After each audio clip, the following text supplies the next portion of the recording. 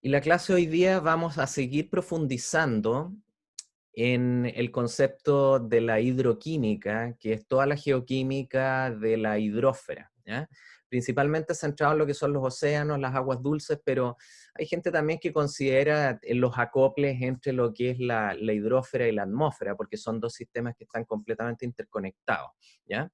Al igual que la hidrósfera está sumamente interconectada con la geósfera, ese es el enfoque, podríamos decir, de sistemas terrestres, es decir, de no observar los sistemas de manera aislada, sino que verlos como partes de un todo. Y específicamente dentro de este gran tema de la hidrogeoquímica, si yo tuviera que elegir una, y por eso le puse el título, acá ahí es más o menos parte importante de los contenidos que vamos a ver hoy día, es el equilibrio de los carbonatos, ¿ya? ¿Por qué? Porque el equilibrio de los carbonatos tiene que ver con todos los equilibrios relacionados con el ciclo del carbono, ¿ya? Y el ciclo del carbono tiene impacto tanto antropogénico, es decir, en todo lo que tiene que ver la actividad relacionada con la humanidad, desde el industrial hasta lo que vendrían siendo, por ejemplo, los flujos de carbono profundo en el manto, todo lo que ocurre con el carbono en la corteza y, por supuesto, específicamente en los océanos.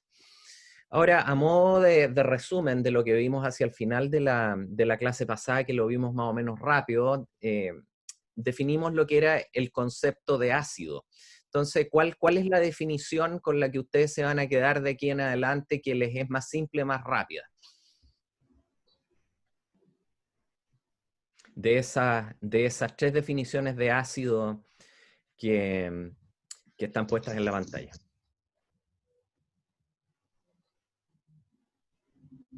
¿Con cuál se quedan? La Renio es más simple, ¿no? La de Renio, sí. ¿Y qué pasa con la segunda, con la de Bronsted-Lowry?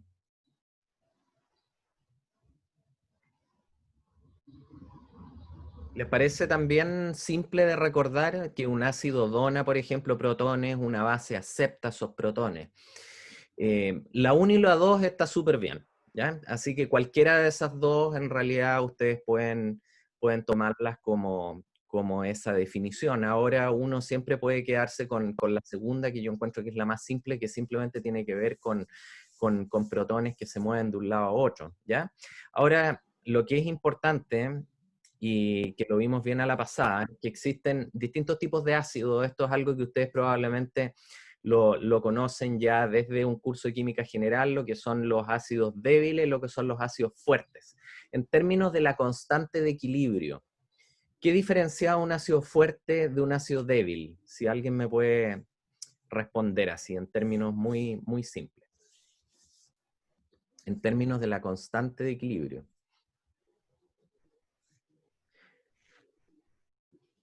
En los fuertes la constante va a ser mayor que en los débiles. Exacto, exacto. Un ácido fuerte tiende a liberar todos esos protones de manera, podríamos decir, dramática a lo que es la solución. Por lo tanto, cuando uno escribe el producto de solubilidad, que es lo que vamos a ver en la próxima diapo, uno tiene los productos a mano derecha. Por lo tanto, cuando escribe la constante equilibrio, el producto de las actividades va a quedar arriba y obviamente mientras más grande es la cantidad de protones que ustedes tengan, en el lado derecho va a aumentar la constante equilibrio, ¿ya? Por lo tanto, esa es una norma más o menos para poder identificar un ácido fuerte de un ácido débil.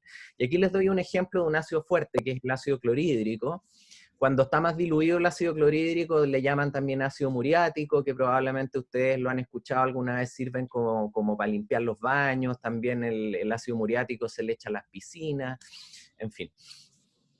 Así que como para evitar lo que es el descenso de pH, el aumento de pH, perdón. Entonces, tenemos lo que vendría siendo ahí arriba en la imagen una molécula de ácido clorhídrico con una molécula de agua, y a mí lo que me interesa que vean, que es este enfoque cinético más atomístico, que esas dos moléculas chocan. ¿Y qué es lo que ocurre cuando chocan esas dos colisiones? Esas dos moléculas en la colisión.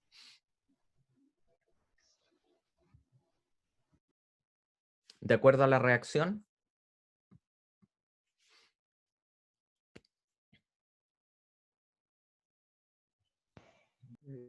Se forma unión cloro y unión hidróneo. Exacto. Es decir, el ácido dona el protón, ¿no es cierto? ¿Y a quién se lo dona? Al agua. Al agua, ¿no es cierto? Que forma un ion hidronio y queda un cloruro en solución, ¿ya?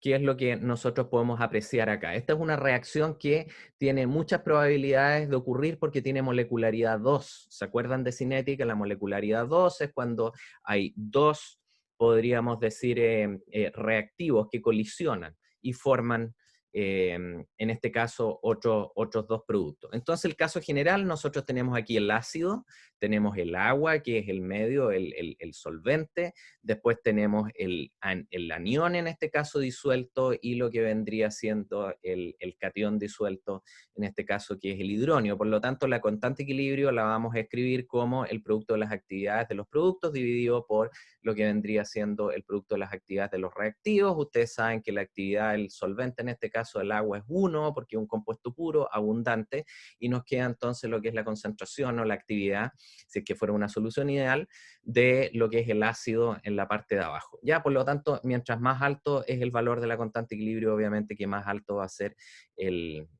más fuerte va a ser el ácido. Y el otro concepto, palabra que es importante que ustedes recuerden y que lo van a leer muchas veces, sobre todo en la literatura de la geoquímica de baja temperatura, es el concepto de deprotonación o deprotonation, ¿ya? Y la deprotonación se refiere exclusivamente, en el caso de un ácido, a esta pérdida de protones, ¿ya? En la medida que el ácido se va disociando. Y aquí el ejemplo que les muestro es específicamente el ácido sulfúrico, que es un ácido extremadamente fuerte, que también uno puede escribir su disolución o su deprotonación en paso, ¿ya? Pero, ¿qué es lo que pasa? Que la primera constante de equilibrio, la del primer paso, es muy alta, por lo tanto pasa prácticamente todo a este ion y después esta constante es más bajita y tiende a disolverse todo rápidamente, ¿ya?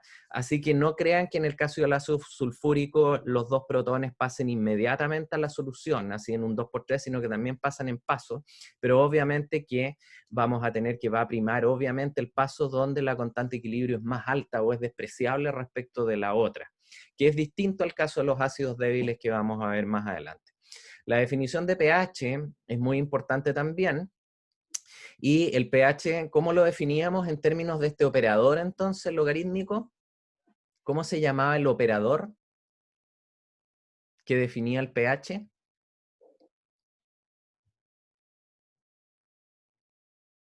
¿Se acuerdan o no? O más bien dicho, ¿por qué se le llama pH al pH? pH.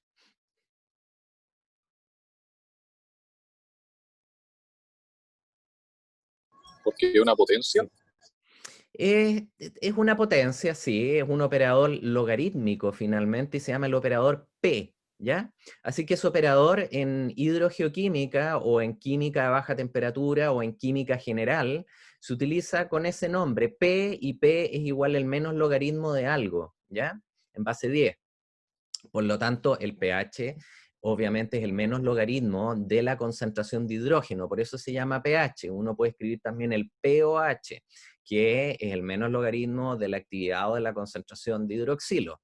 Y obviamente que el pH más el pOH finalmente va a ser igual al pK, que es la constante de equilibrio, y en el caso, por ejemplo, de lo que es la constante de autodisociación del agua va a ser igual a 14. Y eso permite definir lo que vendría siendo la escala de pH, y sabiendo, por supuesto, que la constante de disociación del agua es 10 elevado a menos 14, eso quiere decir que de 10 elevado a 14 moléculas de agua tenemos una molécula de agua que se disocia. Eso es más o menos lo que indica la constante de equilibrio, ¿ya? Por lo tanto, este P ustedes lo van a ver en muchos de los textos, incluido en el White, muchas veces aplicado más allá a lo que vendría siendo el H, que es el hidrógeno o los protones.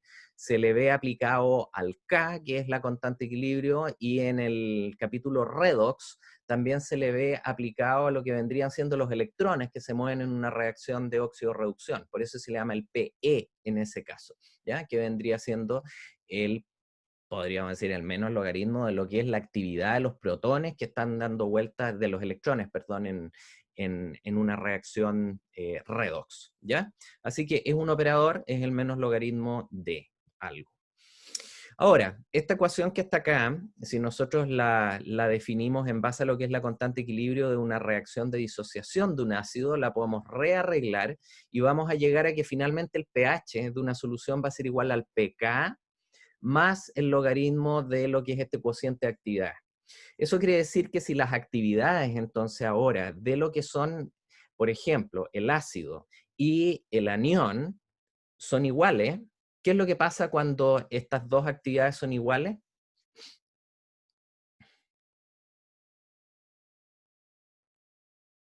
¿Qué es lo que pasa cuando estos son iguales? El El logaritmo. logaritmo, El pH logaritmo... igual Dime. que el pH igual al pK. ¿Y qué significa eso en términos prácticos? es neutro. No. Quiere decir que simplemente la solución está tamponeada. Y ese es el otro concepto que es importante que ustedes recuerden de la química general, lo que es un buffer o lo que es un tampón. Un buffer o un tampón es una reacción química que permite mantener una variable específica de la solución constante, ¿ya? Entonces, en general, el concepto se utiliza para lo que vendría siendo el pH. Así que un buffer o un tampón vendría siendo una reacción química, por ejemplo, la disociación de un ácido que está presente en agua, que permite mantener el pH de esa solución constante, en equilibrio, ¿ya? Pero vamos a ver que también hay otras definiciones de buffer. Existen los buffers, por ejemplo, en ciencia de la Tierra, en petrología, el buffer de fugacidad de oxígeno, que es una reacción química que permite mantener, por ejemplo, la fugacidad de oxígeno constante en un magma, o en una solución, o en el medio que ustedes estimen, ¿ya? Por lo tanto, ¿qué es lo que pasa? Si es que, volviendo a esta solución acuosa, tenemos el sistema en equilibrio con un pH constante. ¿Por qué? Porque hay cosas que se están disociando y cosas que se están juntando, y estamos ahí en el límite de equilibrio manteniendo el pH constante. Si ustedes agregan un ácido a esa solución que tiene por ejemplo, un pK que es similar a lo que es el pH, lo que va a ocurrir es que la solución va a tener la capacidad de bufferear o de tamponear lo que vendría siendo el pH y reestablecerlo, ¿ya? Esa es la gracia que tiene un buffer, que permite mantener las condiciones y ese parámetro más o menos estable. Ahora, si ustedes le agregan un ácido con un pK extremadamente distinto, un ácido muy fuerte a la solución, obviamente que van a tener un exceso de protones y esa misma reacción no va a tener la capacidad de restaurar el pH, ¿ya? Entonces, si ustedes piensan, por ejemplo, lo que es el dióxido de carbono atmosférico con el agua, durante mucho tiempo en la evolución del planeta se ha mantenido más o menos en equilibrio, ¿ya? Y eso implica que el pH de los océanos se ha mantenido también más o menos en equilibrio, 8.2, 8.4. Pero si ustedes empiezan a inyectar dióxido de carbono a la atmósfera de manera artificial, o por ejemplo por efecto de erupciones volcánicas, ¿qué es lo que va a ocurrir? Que más CO2 va a reaccionar con agua y va a formar más ácido carbónico y va a haber más deprotonación de ese ácido carbónico, y en el largo plazo lo que va a ocurrir es que el océano progresivamente y de a muy poquitito va a ir acidificándose, a pesar de que hay reacciones que están tendiendo siempre a reequilibrar el pH, ¿ya? Así que es una cosa de equilibrio y es muy importante tenerlo en claro, este concepto de buffer o de tampón. Como les mencionaba y les adelanté, hay distintas formas de tamponear cosas, ¿ya? Pero el recuerdo y la definición que ustedes tienen que recordar de qué es un buffer o un tampón está ahí en azul, es una reacción química. Puede ser también un conjunto de reacciones químicas y que pueden ocurrir en estado gaseoso, en estado sólido. Hay buffers que ocurren dentro de minerales o entre minerales. Puede ocurrir en estado gaseoso, puede ocurrir en estado fundido, por ejemplo, y puede ocurrir en todos los estados anteriores, es decir, en un estado fundido que contenga una fase volátil, que sea gaseosa, acuosa, en fin, ¿ya? Y que haya minerales más encima.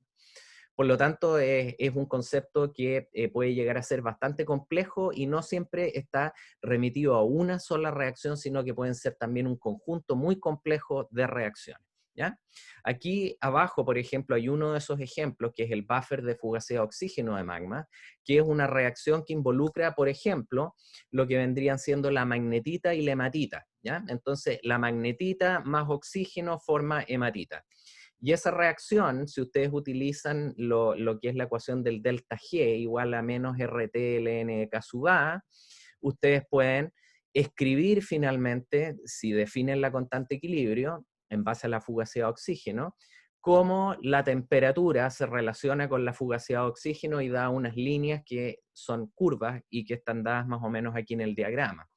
Entonces hay una que es la de la magnetita hematita, que es la que está aquí arriba en rojo, que muestra las condiciones más oxidantes, pero hay otros buffers petrológicos que son más usados, por ejemplo, el FMQ involucra fayalita, magnetita y cuarzo, y está ubicado por acá, y un FMQ, por ejemplo, de 0 unidades logarítmicas marca más o menos lo que es la fugacidad de oxígeno del manto terrestre, ¿ya? Estas son cosas generales, ustedes después lo van a ver en detalle en otros cursos, pero el buffer de fugacidad de oxígeno también en magmas es sumamente relevante. Y aquí a la izquierda les puse otro que está relacionado más con lo que vendría siendo la biología, que es, por ejemplo, el buffer de la sangre. Es decir, la sangre tiene un pH que también se mantiene extremadamente estable. Imagínense que somos una máquina compleja y que necesita un fine tuning así continuo, ¿ya? Y eso también se produce mediante intercambio de gases, ¿ya? Y uno de esos gases importantes para mantener el pH, obviamente, es el dióxido de carbono, porque el dióxido de carbono va a reaccionar con el agua y va a dar origen a esta cadena de procesos llamado el equilibrio de los carbonatos, que es lo que vamos a ver en las próximas diapos. Antes de introducir lo que es el ciclo del carbono, es importante definir otro concepto que es importante en geoquímica de baja temperatura, que son los ciclos biogeoquímicos, ¿ya? Entonces, los ciclos biogeoquímicos establecen flujos y establecen reservorios dentro de lo que es la Tierra, ¿ya? El océano, por ejemplo, la atmósfera, la corteza. Y todo va a depender, como les puse en la primera clase, del grado de detalle con que ustedes estén mirando el ciclo. Pueden ver el ciclo a escala del planeta, pueden ver el ciclo a escala, por ejemplo, de un continente, pueden ver el ciclo del carbono en lo que vendría siendo una bahía profunda, una bahía somera, pueden ver el ciclo del carbono en lo que está ocurriendo en la interfase entre un sedimento y el agua, pueden ver el ciclo del carbono, en fin, a la escala que a ustedes se les ocurra, ¿ya? Y lo mismo con otros ciclos que son de importancia, ¿ya? Y que también están mediados en parte por la biología, por eso se llaman ciclos biogeoquímicos. Entre ellos está, aparte del ciclo del carbono, el ciclo del azufre, por ejemplo, el ciclo del fósforo, el ciclo del flúor, y así, ¿ya? Así que ese es el concepto. Tenemos lo que vendrían siendo reservorios, que son los lugares donde, por ejemplo, están concentrados esos elementos, y esos elementos se mueven, por ejemplo, a otro reservorio, y eso se cuantifica a través de flujo. Y esa es la forma como, por ejemplo, la gente que trabaja en cambio climático establece los flujos de carbono en, por ejemplo, un escenario de cambio climático a una escala de tiempo, por ejemplo, de años o de décadas o de cientos de años o de miles de años o decenas de miles de años, etcétera, etcétera. Ok. El ciclo del carbono entonces tiene una parte que es extremadamente profunda, que se ha estudiado, yo diría, en los últimos probablemente 30 años, porque conocemos mucho más de las propiedades del carbono a alta presión y alta temperatura. Y quizá el ejemplo más patente del ciclo del carbono profundo es la formación de los diamantes, ¿ya? Que ocurre en el manto. Pero para acercarnos a lo que vendría siendo lo que es nuestra zona superficial mediada por la hidrósfera, nos vamos a centrar ahora específicamente en lo que vendría siendo el impacto del dióxido de carbono en un solvente específicamente que es el agua, ¿ya? Así que aquí tenemos más o menos el ciclo del carbono en lo que vendría siendo un margen de subducción, similar a lo que puede ser el chileno. Vamos a tener entonces distintos reservorios y distintos flujos, ¿ya? Vamos a tener carbono que está contenido en los minerales, por ejemplo, en carbonatos que van a disolverse. vamos a tener carbonato, carbono, que va a estar presente en el ácido carbónico disuelto en el agua marina o en el ion bicarbonato, y vamos a tener otro gran reservorio que es el dióxido de carbono en la atmósfera, ¿ya? Entonces, los flujos que ocurran y las reacciones van a producirse entre estos reservorios y específicamente mediados por lo que vendría siendo este gas que es el dióxido de carbono en la atmósfera. Ahora aquí les puse solamente, por si les interesa, una imagen que es un poco más compleja, que involucra ahora ya y cuantifica ciertos flujos, y obviamente aquí ya tenemos una mediación que es antropogénica. Es decir, el caso anterior tenemos un ciclo del carbono que es netamente geológico, si ustedes se dan cuenta, regulado por la meteorización, regulado por el equilibrio de los carbonatos en el agua, mientras que acá ya tenemos flujos que están relacionados con la quema de hidrocarburos, por ejemplo, y que están emitiendo aquí mucho mayor CO2 a la atmósfera. Tenemos también lo que es el efecto de la ganadería, tenemos el efecto de lo que pueden ser también toda la actividad forestal, etcétera, etcétera, etcétera. Para partir con esto del equilibrio de los carbonatos, lo primero que tenemos que investigar y tener claridad es respecto a las propiedades del dióxido de carbono, ¿ya? Entonces, ¿quién me puede decir qué diagrama tenemos aquí en la diapo? ¿Cómo se llama esto? Este tipo de diagrama específico.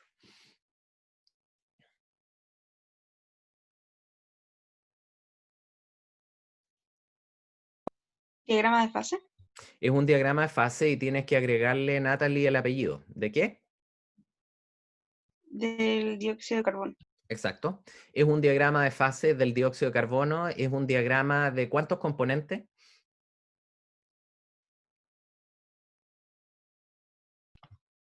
Un componente. Un componente. Es lo mismo cuando uno habla del diagrama de fases del agua, ¿ya? Es un diagrama de un componente, por lo tanto los diagramas de un componente, al igual que el de la sílice, por ejemplo, se plotean en un espacio de presión-temperatura. Entonces, Natalie, cuéntame, en las condiciones más o menos generales en las que se mueve la temperatura de los océanos y de la superficie de la atmósfera terrestre, ¿el dióxido de carbono en qué estado está presente? Está en bares, entre vapor. Vapor, ¿no es cierto? Uno tiene la tendencia a ver o hacer un símil con lo que es el diagrama de fases del agua, en que el punto triple está más o menos a 0 grados y bajito de un bar, y pueden coexistir las tres fases, pero en nuestro planeta vamos a tener que a una atmósfera de presión más o menos y un rango desde el lugar que podríamos decir más frío, en la Antártica pónganle menos 50 y tanto creo en el Polo Sur, y el lugar más caliente por ahí en el Valle de la Muerte en California 50 y algo. En todo ese rango vamos a tener que el dióxido de carbono es un vapor, ¿ya? Así que en condiciones geológicas en el planeta, la verdad es que tenemos casos muy específicos en los cuales podríamos tener dióxido de carbono en condiciones líquidas. Y una de ellas podría ser probablemente si es que ustedes tuvieran una emisión de dióxido de carbono muy profundo en el océano que superara más o menos los 2, 3, 4, los 5 bares, ¿se dan cuenta? Y en ese caso tendríamos probablemente dióxido de carbono en estado líquido. Ahora, este no es el caso de muchos otros planetas dentro del sistema solar, donde vamos a tener otras temperaturas, y sobre todo en el espectro de los planetas jovianos, que son bastante más, podríamos decir, frío, o el mismo Marte, donde ustedes van a encontrarse con que también hay condiciones que permiten el dióxido de carbono sólido, ¿ya? Por acá, ¿se dan cuenta? A temperaturas, imagínense, la atmósfera de Marte debe ser por ahí por 0,3 bares más o menos, y unos menos 90 van a estar en condiciones de cristalizar el dióxido de carbono, y eso es lo que se encuentra también bajo ciertas capas de regolito, se especula que hay en Marte. Entonces, en la Tierra, y referente a lo que es nuestro equilibrio de los carbonatos, vamos a tener que el dióxido de carbono va a estar en estado gas, y eso es muy importante que ustedes lo recuerden. El próximo concepto, ya que el dióxido de carbono es un gas, tenemos que ver cuáles son las condiciones de solubilidad del dióxido de carbono ahora, en agua específicamente, ¿ya? Porque tenemos que estar en estado gaseoso, como muestra aquí la figurita, y después va a pasar como un gas disuelto, ¿ya? Y ese gas disuelto después va a reaccionar esa molécula con una molécula de agua y va a formar ácido carbónico. Entonces a la derecha tenemos un diagrama de la solubilidad de dióxido de carbono en el eje Y, en una unidad que pueden ponerle que es de concentración, como quieran. Y tenemos también en el diagrama la temperatura en el eje X y tenemos curvas que están en azul y que van mostrando la dependencia de la presión. Entonces, la pregunta que les hago, ¿cómo es la solubilidad del dióxido de carbono en función de la presión en el agua? ¿Cómo varía la solubilidad del dióxido de carbono en agua en función de la presión? Son directamente proporcionales. Ya. Y eso quiere decir entonces que si es que tú vas profundizando en un océano, ¿qué va ocurriendo con la concentración de dióxido de carbono? Aumenta. Aumenta, ya. Primera cosa, a ponerla ahí en lo que es el clipboard, por decirlo. ¿Qué pasa con la solubilidad ahora en función de la temperatura?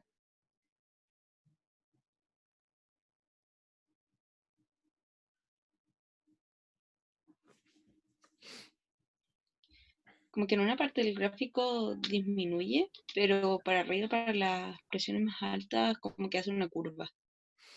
Exacto. Si nos vamos a las presiones más altas, vamos a tener un efecto que es casi como de valle, ¿ya? Pero si nosotros nos vamos a lo que vendrían siendo las temperaturas, por ejemplo, de los océanos, y nos vamos más o menos a presiones que son más o menos razonables, nos vamos a estar moviendo más o menos en esta parte del diagrama, ¿ya? Y si ustedes se dan cuenta ahí, es casi como la ley de los gases ideales en un diagrama de PV. Y eso indica que en la medida que aumenta la temperatura, ¿qué pasa con la solubilidad del gas? Disminuye. Disminuye, ¿no es cierto? Y eso les hace sentido, ¿no? A ver, es como contradictorio si se le pone o sea, en comparación con lo que pasa con las soluciones, por ejemplo, del sólido, que ahí la temperatura, a mayor temperatura es mayor solubilidad, pero en el caso de los gases al revés. Claro. Y tiene sentido para mí porque, por ejemplo, bueno, cuando el agua mineral con gas, cuando está como más caliente, se le va el gas y la bebida también. Exacto. Ese es un ejemplo del día a día. ¿Y tú sabes cuál es el gas que está presente en las bebidas carbonatadas? Es justamente CO2. Es CO2, es dióxido de carbono, es decir, en las máquinas, por ejemplo, cuando, es decir, se compran en los lugares, en las fuentes de soda, cuando uno sirve desde la máquina, son unos tambores abajo y es una mezcla que se hace entre lo que es la bebida y la inyección del dióxido de carbono. Es lo mismo con las cervezas, ¿ya? Y la mayoría de las cervezas, las burbujitas son dióxido de carbono, pero hay algunas cervezas que tienen unas burbujitas que son mucho más chicas, que son las cervezas negras, específicamente como la Guinness, y esas principalmente tienen nitrógeno, ¿ya? Así que entre el nitrógeno y el CO2 hacen ahí gran parte de lo que son estos espumantes, ¿ya? Entonces eso quiere decir que en la medida que nosotros vamos a calentar nuestra solución, obviamente que los gases van a tender a escapar, ¿ya? Y en la medida que nosotros vamos agregándole presión a nuestra solución, obviamente que los gases van a tender a mantenerse. Y eso es importante porque va a mediar el comportamiento de solubilidad del dióxido de carbono en los cuerpos de agua, ¿ya? Y aquí están las reacciones y las ecuaciones que son extremadamente importantes que ustedes conozcan. Esto es importante porque se dediquen, por ejemplo, a lo que es la geología ambiental, a que se dediquen a la sedimentología, que se dediquen al cambio climático, se dediquen a la petrología. Estas son reacciones que son extremadamente importantes, ¿ya? Entonces, tenemos que primero el dióxido de carbono que está en la atmósfera pasa a lo que vendría siendo el agua. Es bastante soluble en esas condiciones, por lo tanto pasa a transformarse en una molécula hidratada. Y eso va a tener una cierta constante de equilibrio que está dada acá. Está dada por la actividad del dióxido de carbono en la solución y lo que es la presión parcial del gas. Ahora, ese dióxido de carbono, que ahora va a estar en solución, va a chocar con una molécula de agua ahora, ¿ya? Que es el solvente, y va a formar lo que es ácido carbónico. ¿ya? Y va a tener, por supuesto, una constante de equilibrio, ¿ya? Y esa constante de equilibrio va a estar dada por la actividad de lo que es el ácido carbónico y lo que vendría siendo la presión parcial de agua. ¿Por qué? Porque la actividad del agua es 1. Y eso va a tener un valor de constante equilibrio que está fijo, está tabulado a una cierta temperatura, es bien conocido, ¿ya? Más o menos 10 elevado a menos 3. Y después, donde empieza la parte que es muy, muy interesante y muy importante también, que es qué es lo que ocurre ahora con el ácido carbónico. El ácido carbónico entonces se disocia en 2 etapas, ¿ya? Y ustedes tienen que conocer bien lo que son cada una de esas especies y cómo se llaman. El ácido carbónico entonces pierde un protón, se deprotona y forma ¿qué ion aquí? ¿Cómo se llama? Bicarbonato. Bicarbonato, ¿no es cierto? Por lo tanto, cuando compran bicarbonato de sodio en la farmacia es un compuesto neutro que es NaHCO3, ¿no es cierto? Y aquí hay un protón. Y esto es lo que se llama el K1 o el Ka1 o el Ka1', ¿ya? Dependiendo del autor en los textos. Es la primera constante de equilibrio de disociación, está dada por las actividades de los protones, del bicarbonato y también de lo que es el ácido carbónico y tiene un valor específico que es 10 elevado a menos 6.4 aproximadamente, ¿ya? Y después el ion bicarbonato se disocia en el ion carbonato o se deprotona, podríamos decir, y el K2 o el K2', o como le llame el autor, va a depender ahora de lo que vendría siendo la actividad de los protones, la actividad del ion carbonato y la actividad del ion bicarbonato, y este tiene un valor de 10 elevado a menos 10 aproximadamente, ¿ya? Así que son 2 valores de la constante equilibrio que median todo lo que vendría siendo el ciclo del carbono en los océanos, en contacto con la atmósfera, en los cuerpos de agua continental, etcétera. Por lo tanto, son valores a recordar también. Son valores a recordar porque nos van a dar puntos específicos en un diagrama que significan ciertas cosas. Ok. Entonces ahí ustedes pueden ver más en detalle qué es lo que está ocurriendo de un punto de vista mecanístico. Les dejo esa diapo que es bien útil para que la revisen después. Ahora, si estas reacciones nosotros las ploteamos en un diagrama, y este diagrama súper importante se llama el diagrama de Bjerrum acá, ¿ya? Bjerrum, para el sistema CO2 agua. Ploteamos en Y lo que vendría siendo el logaritmo de las actividades y en X ploteamos lo que es el pH.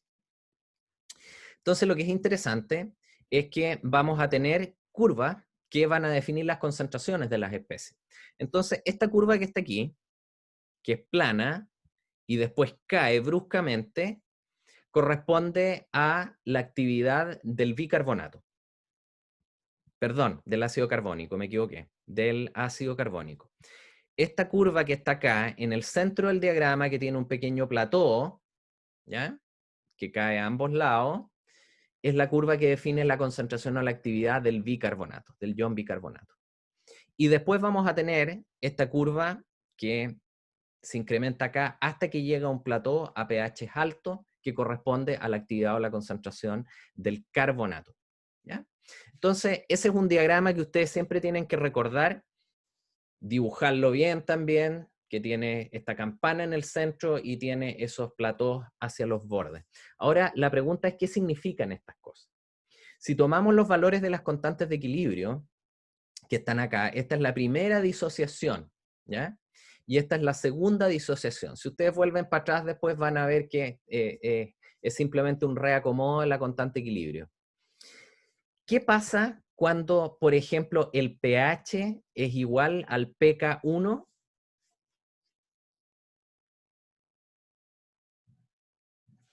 Acá. ¿Qué pasa cuando el pH es igual al pK1? ¿Y la actividad es igual, o no? Las actividades se igualan y por lo tanto, ¿qué es lo que vamos a tener? Que en este caso específico, para esta disociación nos vamos a ubicar ahí. ¿Y qué significa ese 6.35?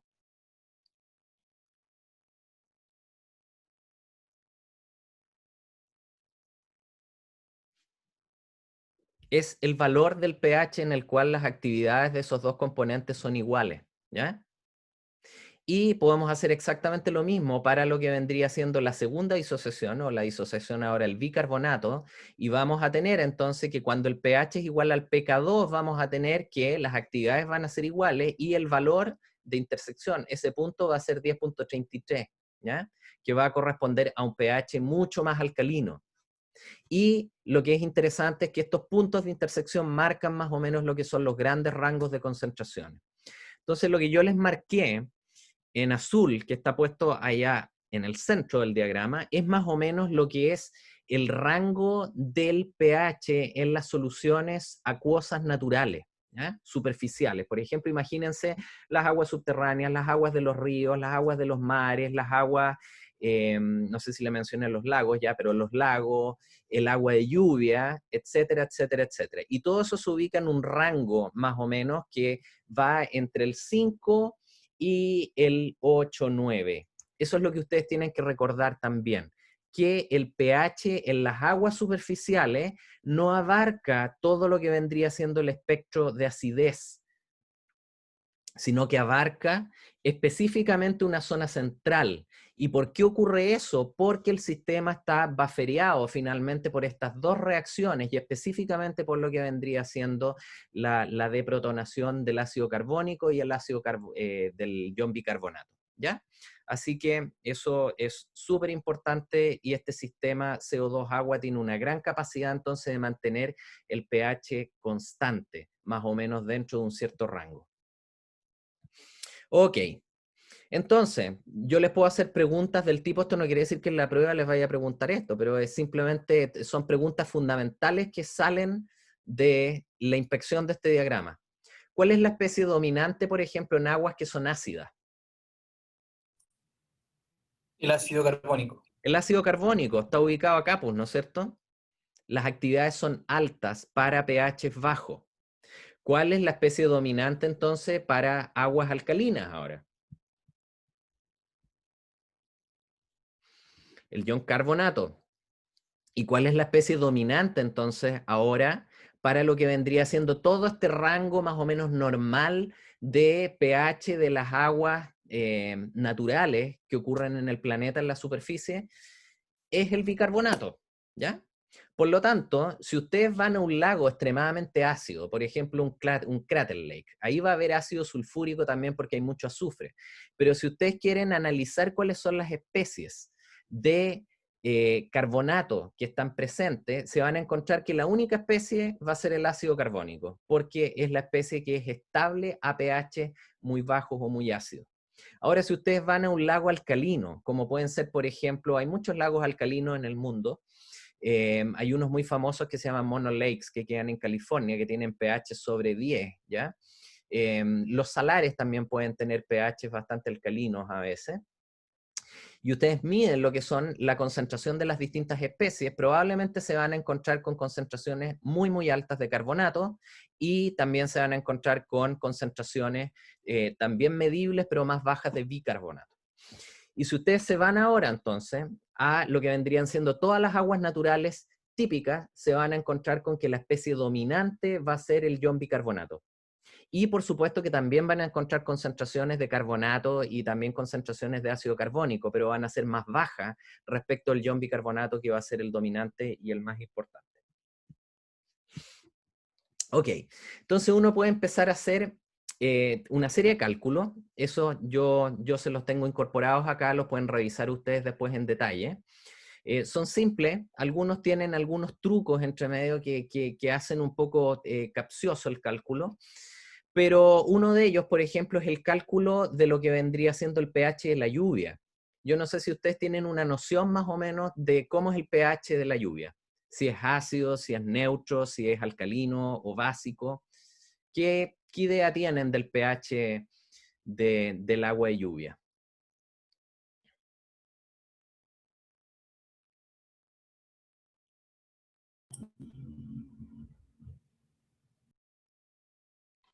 ¿No debería ser ácido? ¿Debería, No, ¿Debería o no debería? No te escuché. no tengo una noción muy, no tengo una noción muy clara, pero supongo que por la interacción con el dióxido de carbono debería tender hacia, como, hacia al menos neutro ácido. No creo que sea neutro alcalino. Exacto, exacto. Ese es el tipo de razonamiento químico, geoquímico que ustedes tienen que hacer, ¿ya? Es decir, uno muchas veces tiene un feeling, ¿se dan cuenta? Pero ese feeling hay como que sustentarlo, ¿ya? Y en este caso en particular, ustedes tienen que pensar, la gota de lluvia es agua, ¿ya? Por lo tanto va a tener un pH neutro, 7. Ahora, en la atmósfera terrestre, esa gota de agua va a estar en contacto también con dióxido de carbono, ¿no es cierto? Y las concentraciones en este momento son bastante altas en la atmósfera, son 300 y tantas ppm, ¿ya? Entonces, ¿qué es lo que va a pasar? Como dice acá, que este dióxido de carbono va a interaccionar con lo que vendría siendo la superficie de la gota de agua, porque las moléculas de dióxido de carbono en la concentración que corresponda se van a poner alrededor de la gota y van a empezar a reaccionar. Y van a formar ácido carbónico. Y el ácido carbónico se va a disociar una vez, se va a disociar después el bicarbonato y vamos a tener un equilibrio ahí, ¿ya? Así que si es que tuviéramos ahora que darle un valor a lo que es el pH del agua de lluvia, Roberto, ¿qué valor le da? Eso al tuntún nomás, ¿qué es lo que te tinca? ¿Entre 6 y 7? Ya, entre 6 y 7, eso vendría siendo ligeramente ácido a neutro. Esta es la forma como se hace el cálculo, se toman las reacciones pertinentes con sus constantes de equilibrio, después se asumen algunas estequiometrías, se asume una presión de dióxido de carbono en la atmósfera y finalmente se calcula el pH y ahí está el valor teórico de lo que vendría siendo el pH del agua de lluvia, que es más ácido, es entre 5 y 6 en general, ¿ya? Por eso que no es lo más indicado tomar agua lluvia, es decir, no hace mal, se dan cuenta, pero en general nosotros estamos adaptados para tomar agua más o menos de pH 6,5 a 7,5, una cosa así, cercano a neutro, ¿ya? Cuando nos vamos acercando al 5, ya como que la guatita empieza a molestar un poco, ¿ya? Así que el pH ya cercano a 5, 5, 6 es un pH más ácido. No hace mal. En el largo plazo probablemente el cuerpo tiene la capacidad de acostumbrarse a esto, ¿ya?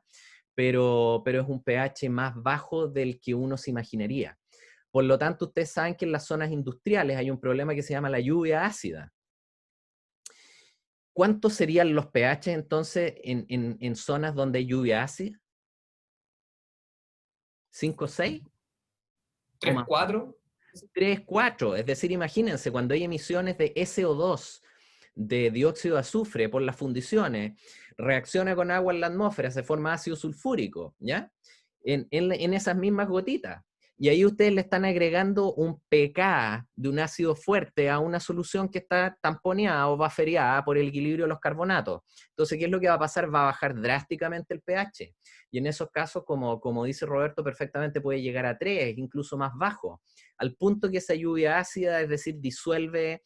En Europa hay muchos problemas de corrosión en lo que son las estatuas y los monumentos de mármol específicamente, o en los edificios que tienen caliza. ¿Por qué? Porque hubo y hay todavía lluvia ácida que daña mucho lo que vendrían siendo ese tipo de materiales que contienen carbonato y otras cosas también. ¿Qué es lo que pasa ahora si nosotros le agregamos calcio a esa solución? ¿Qué es lo que ocurre en los mares? En los mares tenemos cationes. ¿De dónde viene el calcio en los mares? Por ejemplo, ese calcio que le estamos agregando ahora a un cuerpo de agua. ¿De la calcita?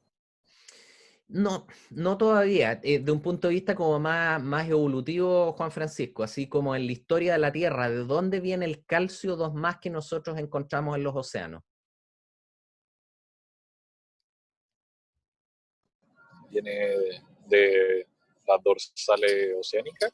Viene en parte de ahí, pero viene específicamente de lo que vendría siendo la disolución de los silicatos o la meteorización química de los silicatos tanto en la superficie como en las dorsales, ¿ya? Y específicamente de las plagioclasas, de los clinopiroxenos y cosas por el estilo. Ahí es donde está contenido el calcio en la corteza. Entonces, si nosotros ahora le agregamos calcio a la solución, lo que vamos a construir es finalmente esta reacción que ustedes la aprenden en el curso de Geología General probablemente, que es la reacción de precipitación y disolución de los carbonatos, ¿ya? Carbonato de calcio más ácido carbónico libera el calcio a la solución y deja lo que vendría siendo el ion bicarbonato. Entonces nosotros en cada una de estas partes podemos agregar estos otros equilibrios, y esto como un todo ahora nos da una imagen más completa de lo que vendría siendo los equilibrios de los carbonatos que llamamos ahora.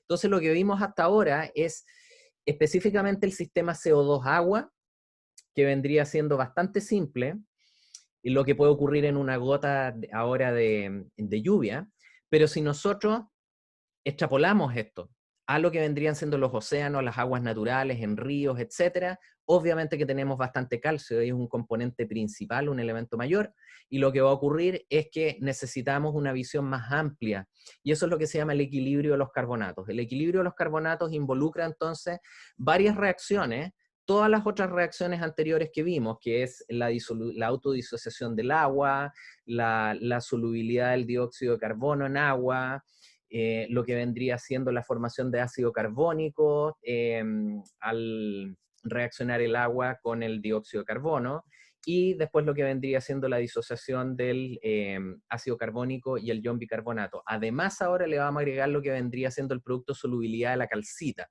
que es CaCO3, calcita, igual a calcio 2+, más carbonato en solución, ¿ya? Así que esa es otra reacción o ecuación y constante de equilibrio que se le agrega a este sistema para poder definirlo como equilibrio de los carbonatos. Y aquí es donde empiezan a ocurrir cosas interesantes, porque uno podría preguntarse ahora, ¿cuánto es el pH del agua marina? ¿Ya? Y ahí está puesto, el pH del agua marina es más o menos, varía entre 8,2 a 8,4. ¿Ya? Y yo no sé si ustedes tenían la percepción de que el agua marina era más alcalina. ¿Tenían esa percepción? ¿O La verdad no. ¿Sí? ¿Javiera? No, la verdad no, yo pensé que éramos neutras. Claro, uno siempre tiene la tendencia a pensar que es más neutra, pero tienen que pensar ustedes que hay especies aquí que están de alguna manera desviando el equilibrio desde lo que es este valor neutro hacia valores más alcalinos, y entre ellos está este equilibrio que está aquí, ¿se dan cuenta? Así que la precipitación y la disolución de carbonato de calcio obviamente que va a incidir en la concentración del ion bicarbonato, del ion carbonato, perdón, este de acá, y va a ser, por ejemplo, si es que ese ion se eleva en actividad, va a ser más alcalina la solución.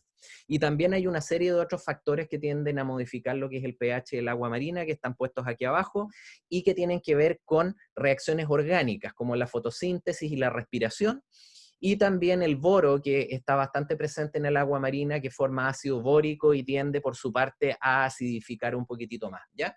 Así que hay una serie de efectos que condicionan lo que vendría siendo el pH del agua marina, y por supuesto que el cálculo es más complicado que el cálculo simple que yo les puse anteriormente en el caso del pH del agua de lluvia, ¿ya? Porque ese es un sistema súper idealizado, y así todo uno tiene que hacer algunas asunciones. En el caso del agua marina, que tiene mucho más componentes, que es más salino, que es una solución real, es más bien una salmuera, se dan cuenta, la película es más complicada. Ok, entonces vamos a ver cuál es el efecto que tiene ahora la solubilidad de la calcita y el efecto de la temperatura.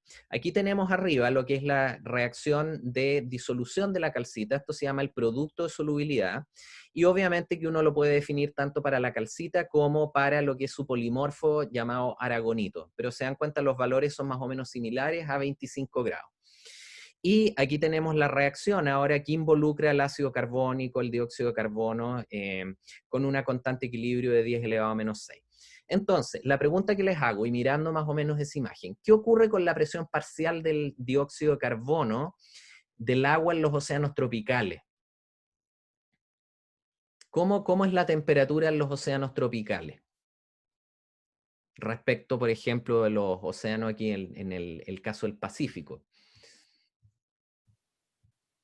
Más calentito. Alta, ¿no?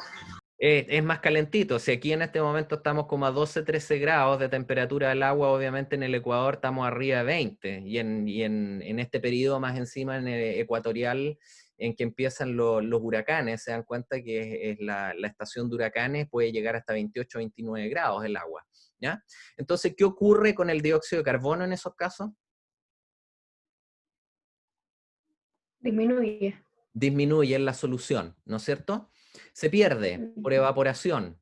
Entonces, ¿qué va a pasar? ¿Se acuerdan el principio de Le Chatelier? Si nosotros inspeccionábamos esta reacción y aplicábamos el principio de Le Chatelier, ¿qué pasa si es que nosotros entonces perdemos dióxido de carbono? Hay que subir la cantidad de soluto, perdón, de productos para mantener el equilibrio. Exacto. Entonces, ¿hacia dónde se vira la solución? La Se reacción va hacia los reactantes. se va hacia los reactantes, ¿no es cierto? Entonces lo que va a ocurrir con la pérdida de dióxido de carbono es que nosotros vamos a virar la reacción hacia la izquierda y vamos a precipitar carbonato. Y esa es la razón por la cual los océanos ecuatoriales más calientes siempre tienen mucho más carbonato. Es decir, si ustedes van y se dan cuenta, esa arena blanca es puro carbonato, ¿ya? ¿Ya? Y es una mezcla que pueden ser pelotitas de carbonato inorgánico, como también carbonato orgánico, etcétera, etcétera. Todo eso obviamente retrabajado, molido, y obviamente está lleno de, ¿cómo se dice?, distintos moluscos con conchas muy bien desarrolladas, etcétera, etcétera, etcétera. Si se van ustedes a la Antártica, en el otro extremo, ustedes se van a encontrar que no van a ver playas con carbonato, no se van a encontrar con una gran cantidad de organismos viviendo, primero porque el agua es muy helada, pero segundo porque el equilibrio de los carbonatos está bastante más perturbado ahí, vamos a ver cómo. Entonces, esto es como referencia, lo que me interesa es ahora ver cuál es el efecto que tiene la presión. ¿Qué pasa cuando nosotros aumentamos la presión ahora? Vamos a tener más solubilizado el carbonato en la solución. Por lo tanto, ¿qué es lo que va a pasar con la calcita? ¿Va a tender a precipitar más o va a tender a disolverse más?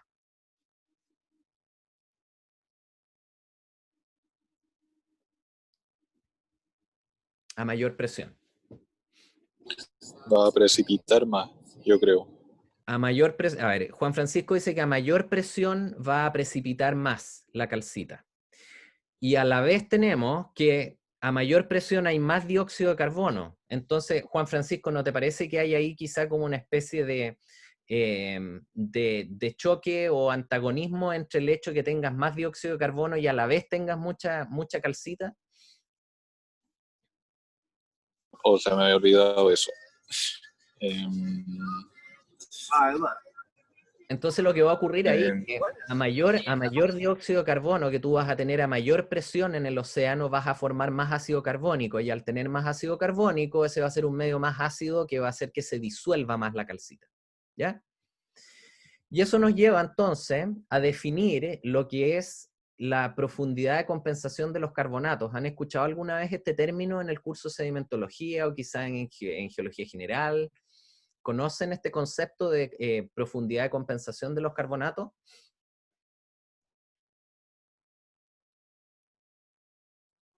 Creo que no. ¿Sí? Dime, Javiera. Creo que no. Bueno, finalmente es un resultado del equilibrio de los carbonatos, el concepto de profundidad de compensación de los carbonatos. Y quiere decir que en los océanos tropicales tú vas a estar precipitando carbonato a profundidades bastante bajas, ¿ya? ¿Por qué? Porque vas a estar perdiendo el dióxido de carbono por efecto de, por ejemplo, el aumento de temperatura. Pero en la medida que tú vas a las cuencas oceánicas más profundas, ¿ya? ¿Qué es lo que va a pasar? Que la temperatura va a ir haciéndose más baja y vamos a tener también que tú vas a ir profundizando estos océanos. Por lo tanto, el dióxido de carbono cada vez va a estar más solubilizado y va a llegar un punto en la columna de agua bajo el cual tú ya no vas a poder precipitar carbonato porque va a haber mucho dióxido de carbono disuelto y va a ser el medio más ácido, ¿ya? Eso es lo que se llama la profundidad de compensación de los carbonatos. De esa línea que varía en los océanos, por ejemplo, desde lo que son los océanos antárticos a los océanos tropicales, vas a tener que sobre la línea van a precipitar carbonato y bajo la línea no van a precipitar carbonato. Por lo tanto, cuando tú miras después el registro geológico, las rocas, y te encuentras con una formación geológica, donde tú tienes mucha caliza, mucho carbonato, ¿cuál sería la conclusión respecto al paleoambiente, por ejemplo?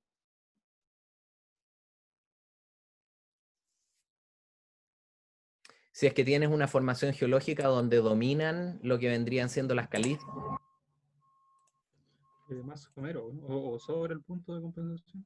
Claro, es una definición de un océano más somero, probablemente una plataforma no muy profunda, con un ambiente quizá incluso medio tropical, con arrecifes de corales, si es que tú, por ejemplo, encuentras fósiles de corales, etcétera, etcétera.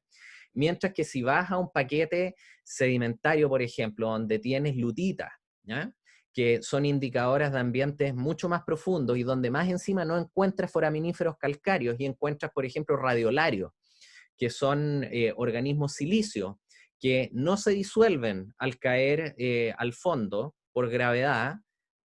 ¿Qué es lo que vas a deducir finalmente? Entonces, que ese era un océano mucho más profundo, mucho más frío, ¿ya? Así que estas cosas, algo como lo que es el equilibrio de los carbonatos, tiene un gran impacto en lo que vendría siendo la reconstrucción geológica de ambiente en lo que vendría siendo sedimentología. Ok, otro concepto importante, estos últimos 10 minutos vamos a ver varias cosas relacionadas con análisis de agua y algunos parámetros de comportamiento de los elementos que son importantes. El concepto de alcalinidad, ese es un término, ¿ya? Cuando se habla de alcalinidad de una solución acuosa, finalmente es la concentración de la suma de todas las especies de el equilibrio de los carbonatos, ¿ya? Así que es específicamente lo que vendría siendo el bicarbonato y el carbonato, y muchos le agregan también lo que es el hidroxilo. Para efectos prácticos, a menos que estemos en un ambiente extremadamente básico o alcalino, la alcalinidad de una solución siempre va a corresponder esencialmente a lo que va a ser la concentración de bicarbonato, ¿ya? Este es el término que prima principalmente. Ok.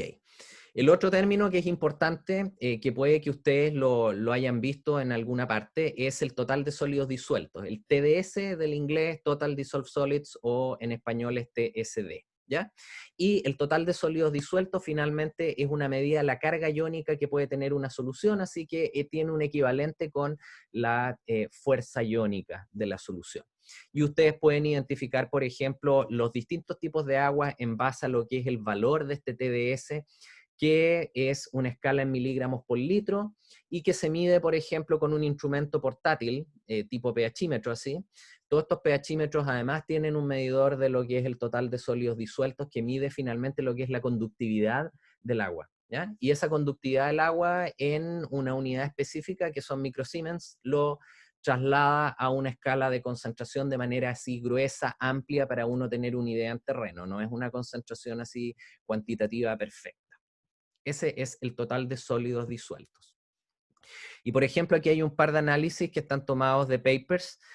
Ustedes pueden ver que en cada fila es una muestra, y aquí están los distintos iones: cloruro, sulfato, nitrato, sodio, potasio, calcio, todo en unidades de miligramos por litro. ¿Qué eran los miligramos por litro? ¿Se acuerdan? ppm, ppb, miligramos por litro.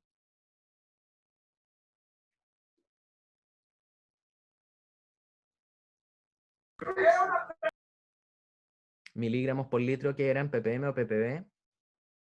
ppm. ppm, ¿ya? Y acá está el pH, que lo vimos hoy día, y aquí está el famoso TDS también, se dan cuenta, en miligramos por litro, y estas son soluciones súper salinas, así que tienen valores en centenas de miles, muy, muy, muy salinas, son salmueras, ¿ya? Aquí hay otro ejemplo, donde están expresadas de otras maneras las muestras. Ahora, en vez de estar puestas en fila, están puestas en columnas. Se dan cuenta, cada una de esas columnas corresponde a una muestra, y vamos a tener todos los componentes aquí mayores en miligramos por litro o ppm, y los componentes de elementos traza en agua están ubicados aquí más abajo, y son valores de ppb o microgramos por litro. Y si se dan cuenta, los primeros dos valores que están aquí arriba es el TDS, que es el total de sólidos disueltos, y después lo que vendría siendo la alcalinidad de la solución o la concentración del ion bicarbonato. Ok, otros ciclos de interés geológico, ustedes lo pueden revisar después. El azufre también tiene bastante importancia, es bastante similar en ciertos sentidos al ciclo del carbono, también tiene una componente antropogénica importante. También, por ejemplo, hay emisiones de CO2 desde las fundiciones, desde todo el periodo industrial, por lo tanto, el azufre también es un componente químico de gran importancia en estos ciclos biogeoquímicos. Y, por ejemplo, podemos ver que también se pueden construir diagramas de Berrum ahora para lo que es lo que vendría siendo el ácido quisulfídrico con agua, y es más o menos el mismo esquema que en el caso de los carbonatos. Si se dan cuenta, hay una especie dominante acá, otra especie que es más dominante en condiciones más neutras alcalinas, hasta que finalmente el azufre es dominante en condiciones ya extremadamente alcalinas. Y aquí está el ejemplo también que ustedes pueden observar de la lluvia ácida, que en general tiene pHs menores a 5, que lo discutimos, y aquí hay un mapa de Estados Unidos, a una cierta fecha, donde ustedes pueden ver que en la zona industrial histórica es donde se concentran gran parte de las emisiones y donde los valores del agua de lluvia pueden llegar en algunos casos al 4 y algo, mientras que en todo lo que es el oeste de Estados Unidos los valores son mucho más cercanos a lo que es el equilibrio con el CO2 atmosférico. En Europa también se han hecho muchos mapas de este tipo, y aquí ustedes pueden ver más o menos la diferencia entre el año 80 y más o menos, déjenme mirar ahí, el 2010, cómo Europa ha reducido lo que vendría siendo la lluvia ácida, específicamente por buenas políticas ambientales, pero todavía en países que son muy industrializados, si se dan cuenta aquí el caso de Polonia, o el caso de lo que vendrían siendo los Países Bajos, algo de Alemania también, todavía hay zonas donde hay bastante lluvia ácida.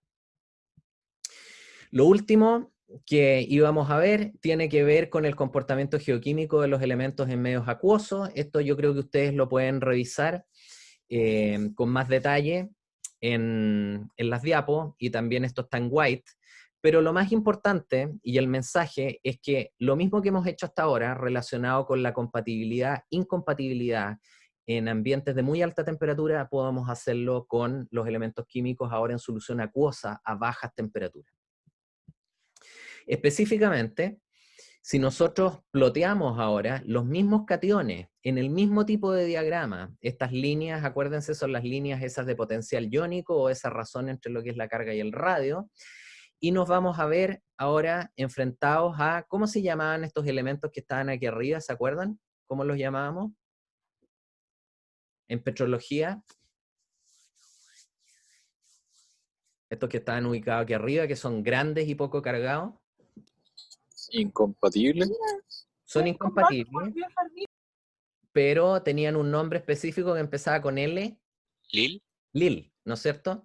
Los elementos Lil son muy incompatibles, eso quiere decir que se mantienen en el líquido, en el fluido.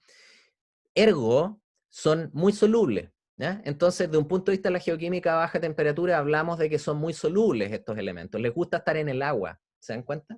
Mientras que hay otros que son incompatibles en, por ejemplo, la mayoría de los minerales, son bastante incompatibles en los fundidos, y esos son los HFCE que hablábamos, y esos elementos, por ejemplo, si es que nosotros ahora lo cotejamos con soluciones acuosas, son elementos bastante insolubles, ¿ya? No les gusta estar solubilizados, es decir, es difícil que en un ambiente superficial se encuentren con concentraciones altas de titanio, por ejemplo, o de vanadio, y cosas así. Por lo tanto, nosotros podemos sobreponer estos dos diagramas, hechos uno para alta temperatura, el otro para baja temperatura, y son exactamente lo mismo, y significan más o menos lo mismo. Los Lil van a ser más bien cationes solubles en la jerga de la geoquímica de baja temperatura, ¿ya? Y los HFCE no es un término que nosotros vayamos a utilizar en geoquímica de baja temperatura. Las tierras raras sí se utilizan, pero los términos en general se ocupa la palabra oxianión, etcétera, etcétera. Oxicationes, etc. Ahora, lo que es importante de que sean solubles o no solubles en agua es que condicionan una propiedad muy importante en ambientes de baja temperatura, que es la movilidad. Y la movilidad tiene que ver con el transporte en solución.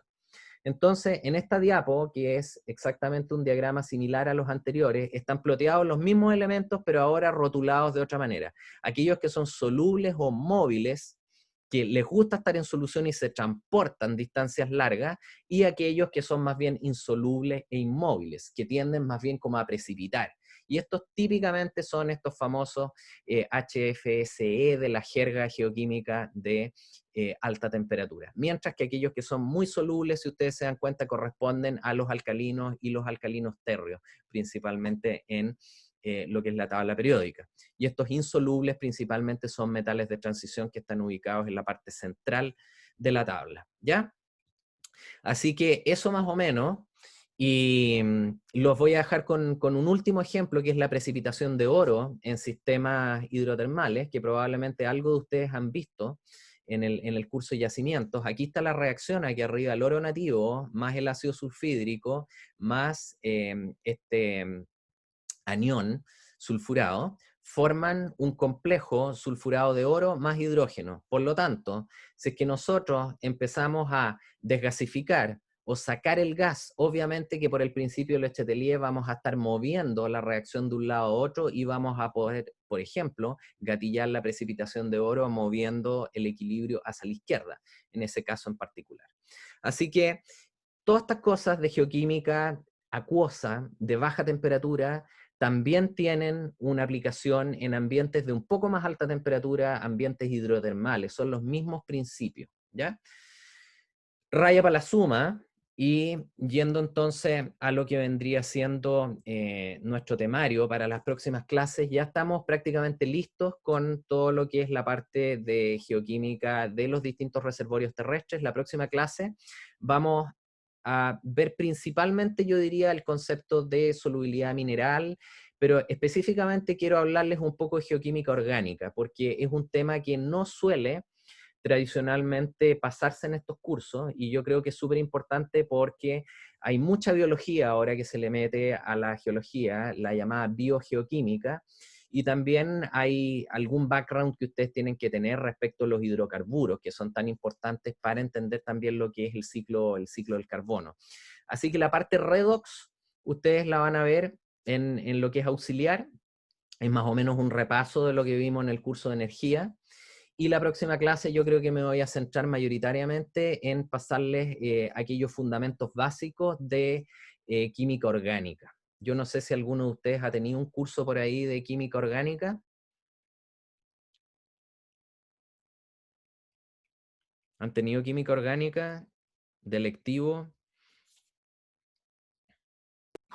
No. Ya. Creo que no hay. No lo sé, yo me imagino que quizá en el Departamento de Ingeniería Química y Biotecnología, que trabajan bastante con cosas orgánicas, puede que haya algún curso de química orgánica.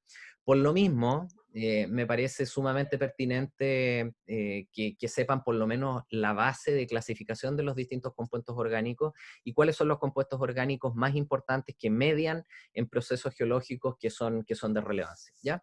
Así que vamos a ver eso la próxima clase, y con eso cerramos la primera parte. ¿Tienen alguna pregunta?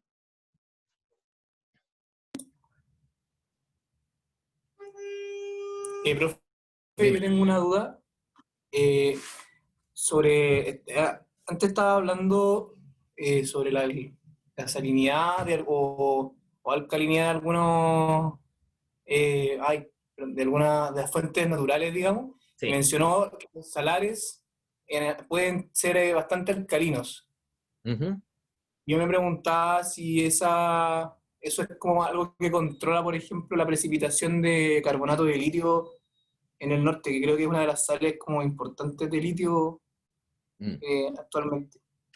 Sí, tiene varias dimensiones tu pregunta. Ahora, uno se sorprendería, ¿eh? Yo años atrás tuve un proyecto centrado en el salar ahí con un par de estudiantes de doctorado, y la verdad que hay surgencias de agua que son extremadamente neutras en el centro del salar. ¿Qué es lo que pasa? Que después tú empiezas en estos lagos a generar toda la evaporación, y ahí obviamente vas tendiendo hacia la parte más alcalina.